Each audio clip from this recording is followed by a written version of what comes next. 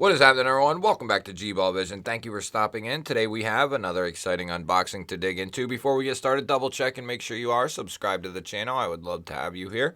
And before you head out, do me a huge favor. Hit the thumbs up button. I greatly appreciate it, everyone. Really helps get the videos pushed out there so more people can check them out. And feel free to let me know what you are carrying in your pockets today down in the comments. I love hearing from you guys. So we got a knife here coming in from SRM. Huge shout out to them for sending this over for us to take a look at. So I have not been into this guy yet. I just pulled this out of the mailer. This is going to be the model 411L. And they do a lot of numbers and letters for their knives, which is, you know, it is kind of what it is. I prefer knife names, but I think in time they will eventually get there. You get a nice little drawstring pouch here. If you're not familiar, SRM makes a very high quality, high value knife for a very reasonable cost. Now this is a model that I actually forgot was coming, but I have been heavily interested in. This is going to be coming in 14C 28N. It's got a beautiful straight back. What is that? It's all, yeah, that is a straight back right there. Just a beautiful blade shape. And 14C, you guys know, is my favorite steel in knives that come in under that $100 price point. And then we got some very nice micarta for the handle material there, green micarta. We have an aluminum pivot collar on both sides. They anodize that red. This is going to be a crossbar locking knife, and the previous experience I have with SRM's crossbar locks are all really good. Very solid crossbar locks, and very, very fun and still very functional when it comes to their crossbar locks. This is probably, I think, the fourth one I've had in from them that is a crossbar lock. And they just do such a fantastic job when it comes to their knives. They really remind me of what Real Steel offers in the same sense. Just very good fit and finish across the board. Nice sharp edges, good sharpening choil, great ergonomics, and typically a very nice deep carry pocket clip that's going to be reversible. Those are pretty much, SRM is working their way up into the category of my favorite user knives. Up there with the likes of Cold Steel, Real Steel, and off-grid knives. SRM is starting to work their way up into that class for me personally. And speaking of that clip, let's wipe the blade off here with our Issuing Stitches Hank, and we'll see what this thing looks like in the pocket. It's definitely a good size overall. It's going to be more in that full size range. It's going to carry very nice in the pocket. You won't see anything of this knife poking out. The way that they do these clips just works really well if you enjoy a deep carry or an ultra deep carry. SRM, Real Steel, companies like that do a fantastic job with their ultra deep carry. It's actually mounted on the butt end of the knife, so you know that's about as deep as you can go unless you loop over, which there are some pocket clips that do that, some companies that offer that, but that kind of changes the aesthetic once it starts to roll over the butt end of the knife. I think I prefer this more than that. We do have a nicely centered blade here. Like I said, guys, at the beginning there, their fit and finish is top notch. We have a nice satin finish on the blade. We're going to check that edge. We're going to check that lock. We have a nice, I don't know what that is, if that's aluminum. No. That's a steel backspacer right there.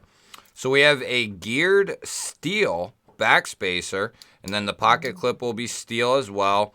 We have an integrated lanyard hole back here in with that backspacer.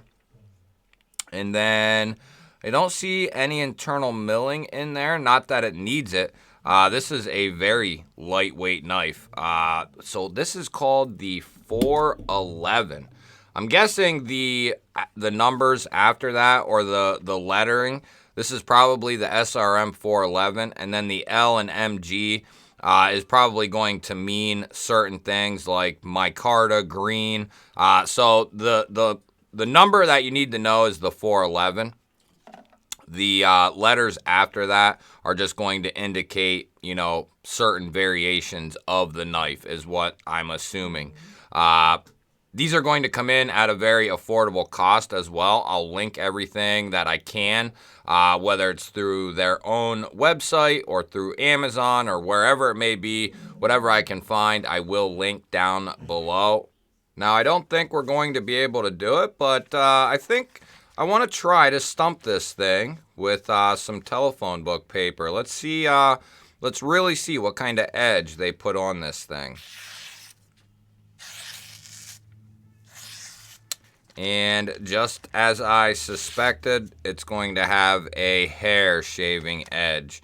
Like I said, guys, do not sleep on SRM. If, you know, if you've looked at a knife from this company and you like the design, but you just don't know a whole lot about the company, or, you know, they're just not being pushed out there like certain other mainstream companies are, you know, Civivi, Kaiser, companies like that. There's a reason for that.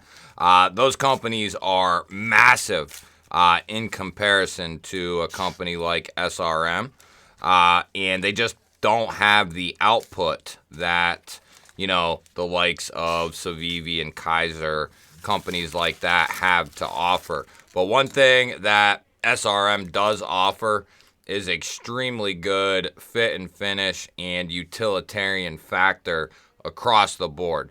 They absolutely, I've checked out, I think, 5 of their knives so far, and I'm really new to SRM. That's one reason why I haven't quite put them up into that category of, they're right there.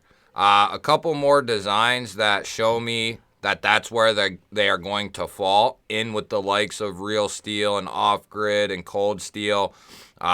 You know, a couple more designs, a couple more knives, and I will put them up there if they continue to be as solid as these are. And like I said, these are going to come in at a very, very good price point. They're going to have most likely a bunch of different options as well. G10s, different micartas.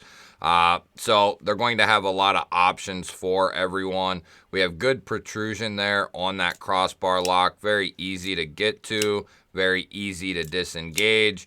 That belt satin finish that they run on these is really good looking. The camera does it a little bit of justice, but not quite enough. In person, this is a really, really good looking finish on this blade. And it's also going to be ultra pokey too, because of that straight back going to that tip and the way it cuts down into that belly immediately. That's going to make this a nice pokey blade. So the last thing to really check is going to be how this lock is holding up. We know that it's perfectly centered. Crossbar lock is naturally going to have a little bit of play there. That's the way it goes. But that's one way you can tell if a crossbar lock has good springs in there. Does it want to pull itself back down? And what that means is there's resistance in there. So that way that opening, or the way you're opening the knife, is actually going to be satisfying instead of it just kind of lackadaisically falling out of the handle. And the same with the closing action. That is going to be really smooth already right out of the box. As soon as you pull them tabs down, just any little bit of oomph and this thing is closing. Hell, all I'm doing is just holding the knife sideways and it's closing. As far as lockup is concerned, there is no up and down play. And if I really wrench on it, because this blade is so thin, and it looks like they crowned that. Is that crowned? It almost does. It almost looks like it's a semi-crowned blade. And then this chamfer right here on the blade looks awesome. But anyway, if I really wrench on it, no, that's just me flexing the blade, I think. That's not anything. Well, if I really wrench on it, I can get it to kind of move, but that doesn't really matter in my experience. Crossbar locks tend to have a little bit of movement inside there around that lock. It's just kind of the nature of the beast. We have gotten into some knives and designs that are crossbar locks that don't have any play any which way, no matter how much you put on it. But that's, you know, far and few between. We'll give this thing a couple of lighter taps.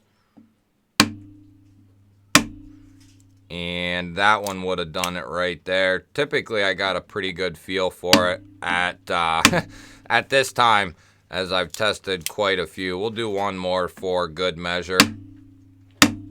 Yeah, nice and solid.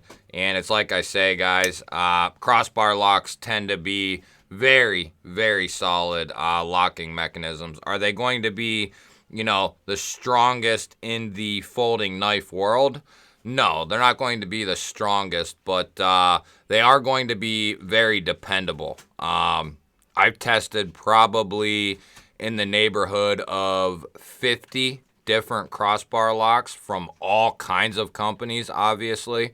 And I've had one failure that I don't even count. I don't even bring the name of the knife into the equation because I don't think the knife was locked out properly. It was a test that was rushed, and that is why I always make sure during the video that the knife is properly locked out before we test it.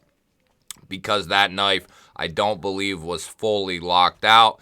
Therefore, it failed on the test.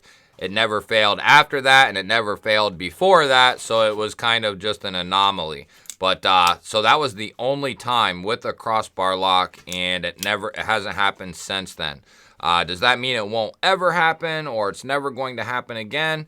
No, it doesn't mean that. But what it does mean is all the testing that I've done with these crossbar locks just proves that, you know, as long as you aren't trying to take this knife and beat a screw into a brick, you're going to be most likely just fine.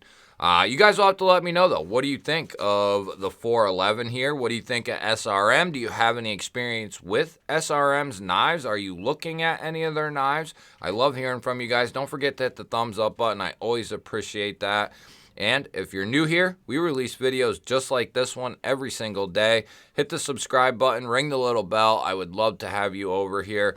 Otherwise, guys, I'll throw up a couple of new videos. Go check one of them out. Have yourself an awesome day. Thank you for watching. Catch you on the next one.